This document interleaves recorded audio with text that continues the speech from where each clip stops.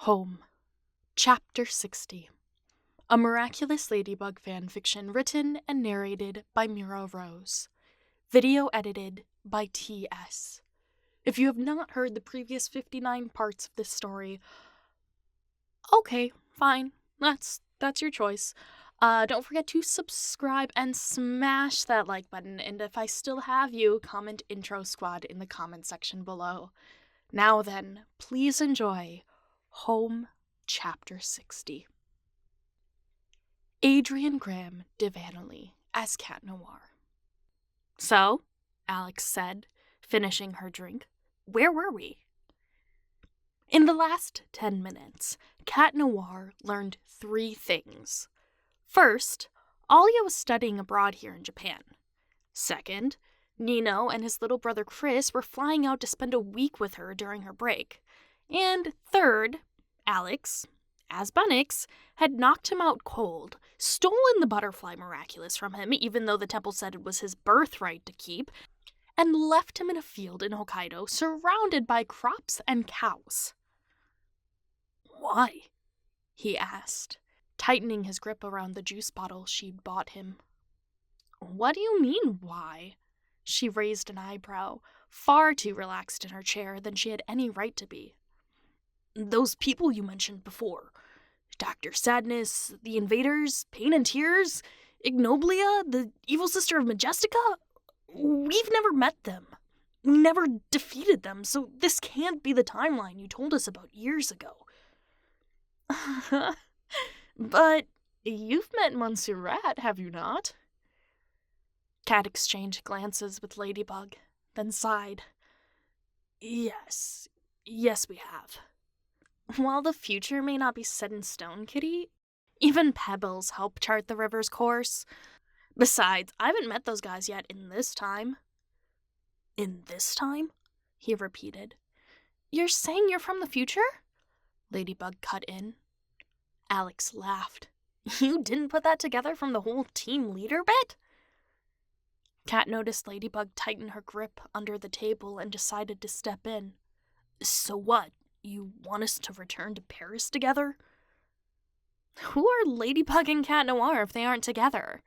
She answered his question with another. Dwell on that when you go meet that teammate of yours.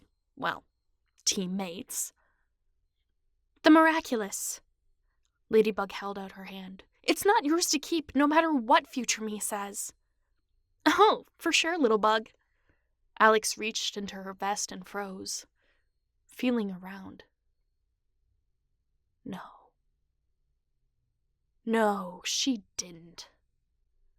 Cat felt the world freeze as Alex's eyes widened, her face paling to match the milk foam of her drink. Bunnix, Cat said, controlling his voice. Once you guys, Alex began, I'll hold on to it until you guys make up. He narrowed his eyes as Ladybug stood up. That's ridiculous! It's not yours to have! His lady practically shouted at the woman across from them. His lady? No, Ladybug. Ladybug shouted. There's no harm in me hanging on to it a little while longer, little bug, Alex said. Who's to say you won't zip away once I give it to you? You and Cat need to make up. He felt a stab of guilt at that last bit. She didn't need to make up with him. She hadn't done anything wrong. He was the one who needed to put in the work. We can solve our own problems. That's not yours to have.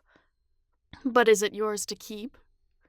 Alex raised her eyebrow, and Cat Noir felt the personal attack land in exactly the wrong way. Fine. He, too, stood up from the table. I'm looking forward to seeing Nino again. Leaving so soon? I thought they were meeting you here. Ladybug grabbed his wrist, but it wasn't time to pay attention to how it affected his ribcage. Come on, Cat, she said. Let's hear her out. Someday I'm going to remind you what a cow nose feels like the hard way, he said, sitting down and crossing both arms and legs.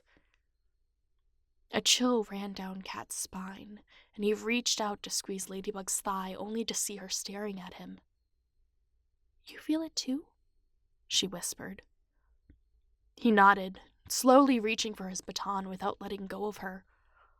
All of his protective instincts were on, but he didn't know what was coming. It'd been so long since he felt anything like this, but it was surprising Ladybug could feel it too. She hadn't gone through training like he had. Alex didn't seem to pick up on the energy in the air, disturbed only by their reaction to the other. "You guys good?"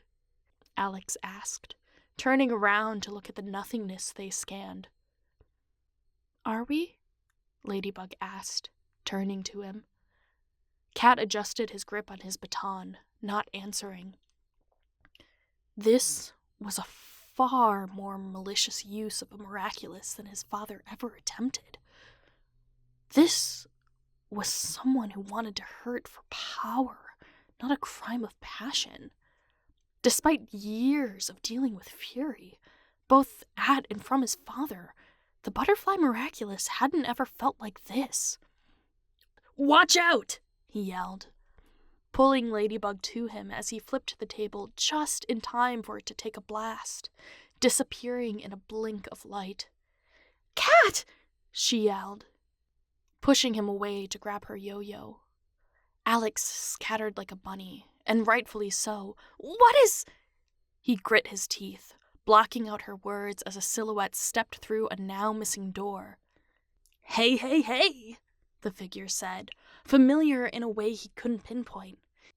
"It's Time Tiger here to greet some old friends, and Hawkma says taking your ring will make amends." The young man, painted with a butterfly mask and holding a spray paint can, shot a grin so smug Kat knew he was choosing a target. He couldn't let it be Ladybug.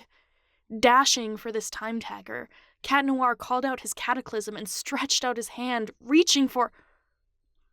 A body collided into his, and he found himself toppled over buttocks, his cataclysmic hand on her miraculous. "No!"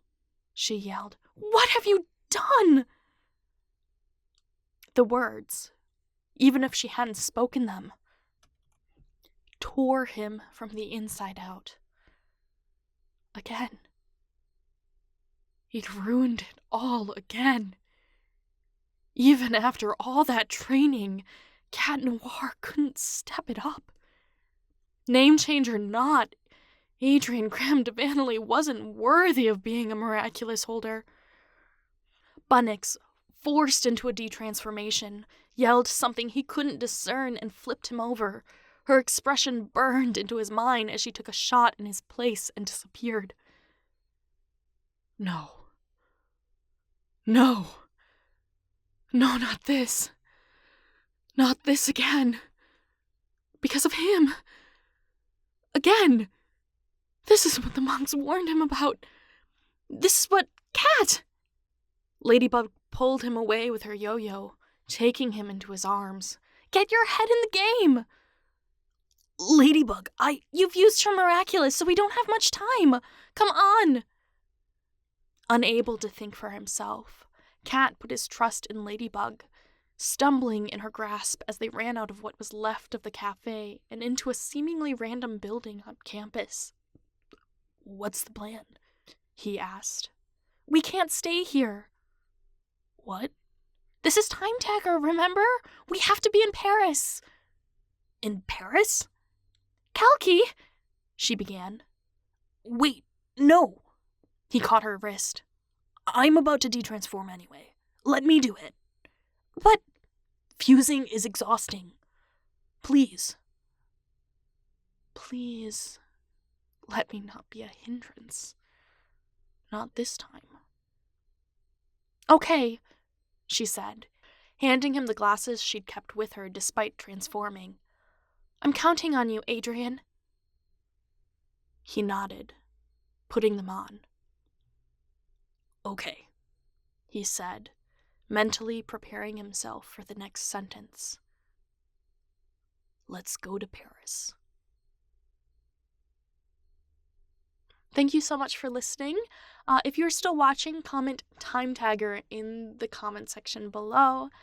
Don't forget to not only subscribe, but also hit the bell so you get notified of the next part, and I will catch you in the next one. Don't forget to smash that like button. All right, bye!